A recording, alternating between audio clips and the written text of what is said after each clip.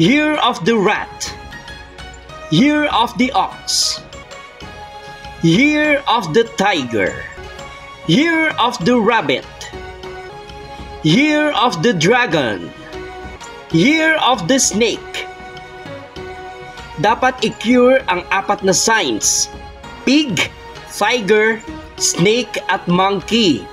Asahan ang victory at success star na magdadala ng tagumpay. Year of the horse. Year of the goat.